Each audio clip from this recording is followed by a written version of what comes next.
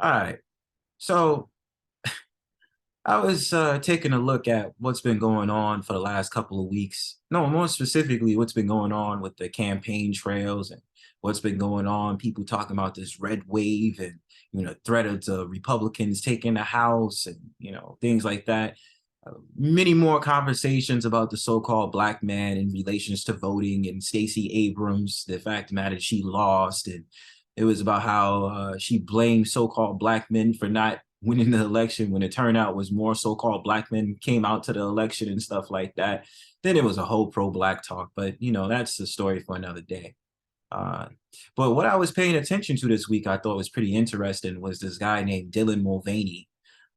This person went to the White House to have a discussion about trans rights, and this sequel that this person does on YouTube called Girlhood and stuff like that. So I found it entertaining about how far they're going to push this whole entire thing, because it should remind you of those that did a little bit of homework, read a little bit about stuff. Because I remember when I was in college, I had to go to these certain classes to learn about Greeks, learn about the Greeks and not the Romans, learn about the Greek gods and goddesses. And back in that time period, you had a lot of Greek goddesses, well, Greek gods that is, that used to castrate themselves and then seduce the man as the new gender fluid figure.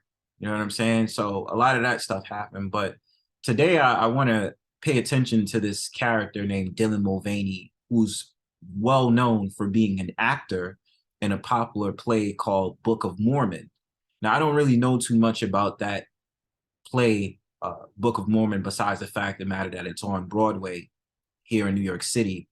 And I used to see Dylan Mulvaney on bus posters and different advertisement places all over the city to promote the play. So I don't know what this role is supposed to be about, or maybe I do. It's supposed to be about something that's supposed to be transpiring with the so-called transgender playing the gray area in this new marking of society, where we remove the binary between male and female so that trans are able to be the grayscale area between the two.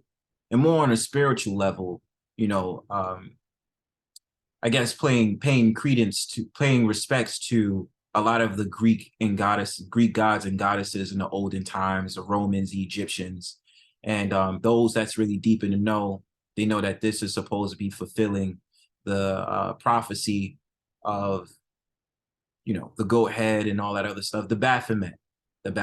So that's a conversation we can get into later, but I'm going to show you this video. And before I begin, make sure you like and subscribe. Thank you.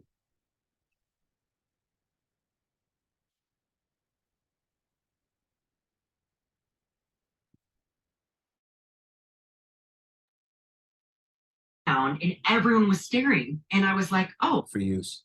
okay, what's going on? And they were all staring directly at my crotch. And I went, oh, I forgot that my crotch doesn't look like other women's crotches sometimes because mine. And what's really funny about that? I'm look, maybe because we from the same city or something like that. I don't know what person out their right mind, man or woman, is really gonna spend their day looking at some random trans woman walking down the street, and just because if the trans woman is wearing a regular outfit, they stare down at, like, a person is gonna make it their mission to look at that person's crotch. You know what I'm saying? I don't. I mean, it's funny to hear that. It's just really weird for me to hear that. I guess because nobody's really paying attention now. They might notice, oh, that's a trans, right? But to hear that statement, I'm just like, that has to be very over the top and exaggerated. You understand what I'm saying? So, It doesn't look like a little Barbie pocket. he said a, they said a, hold on, my fault. They said a Barbie pocket. Oh shit. Normalize thought. We are normalizing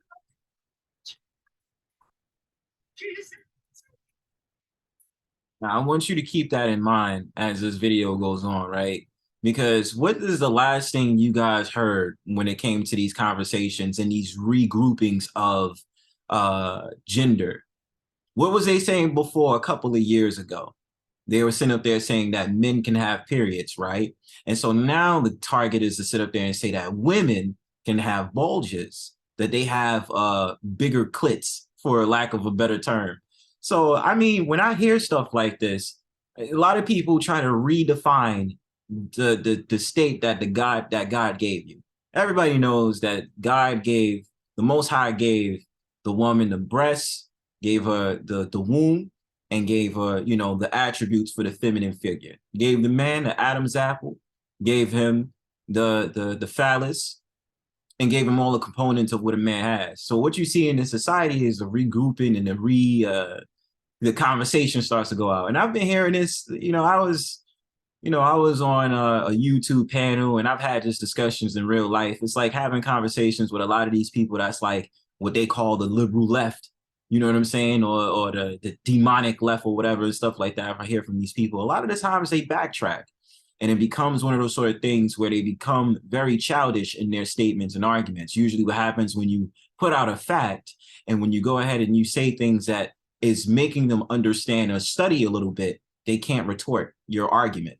They merely want to get violent with you. And you'll see it like on networks like Louder with Crowder and, more of those, networks that challenge the way that people are having these conversations nowadays.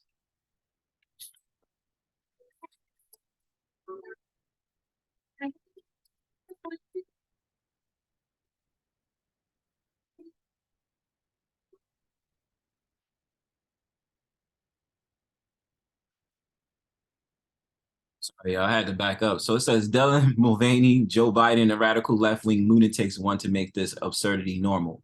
Now, this is something I have to think about as well, because it's a way of trying to place blame on a party. And I know they're probably not doing it intentionally, but the Democrats are supposed to be the fall guy for all these Luciferian, quote unquote, agendas that's supposed to be going out to reshape society.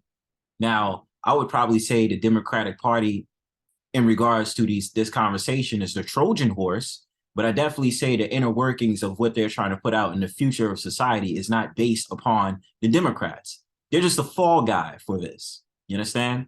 Because they want to make it seem like the Republicans are still holding on to conservative values and all these different things. But that's just me. You know what I'm saying? And you know the funny thing about this, where it says Caitlyn Jenner has now jumped on board to criticize Mulvaney, who recently met with President Biden. And we're going to get into that video soon.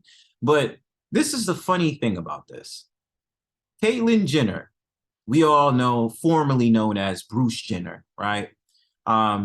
There's been a lot of speculations that this was all supposed to come to the forefront because there was an episode on The Simpsons, and The Simpsons has the whole entire foreshadow of the future, all these different things, right? So my thing that I've never understood about the attitude of Caitlyn Jenner in particular to this conversation is, why does, quote unquote, she want to criticize fellow transgender women when, quote unquote, she decided to be a transgender woman herself, in quotes?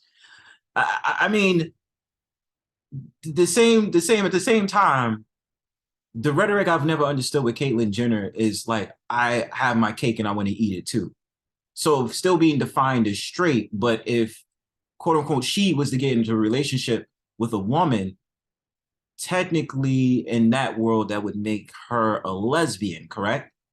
See, I don't see, this is the whole entire thing that is starting to get really annoying about society, right? The one world this, the one world that, unification, the good work coming together and all that other stuff, where confusion is always at play, is always a way to have a conversation and say, how dare you speak out about this? Shoot, if I'm really not speaking in a certain tone, YouTube can shut my shit down and say, Bronzebird, don't make videos like this no more.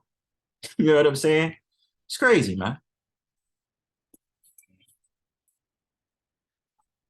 So let me read the tweet right now. At Marsha Blackburn, thank you for speaking out and having a backbone. One of the best senators we have. Let's not normalize any of what this person is doing. This is absurdity. And like I said, man, I mean, I see certain YouTubers that come on here that are quote unquote transgendered. And, it's either they are going along with Dylan Mulvaney, what that person is saying, or they are having the same rhetoric such as Caitlyn Jenner. Now, there's only one that I slightly respected, which is that one named Blair White, I believe, where they said they did it for their own happiness, and they know that if they were to be called a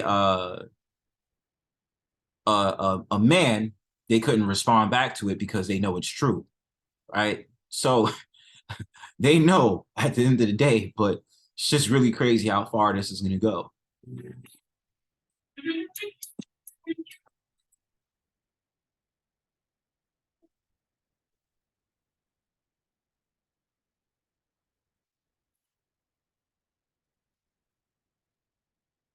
All right, I'm gonna jump into part two.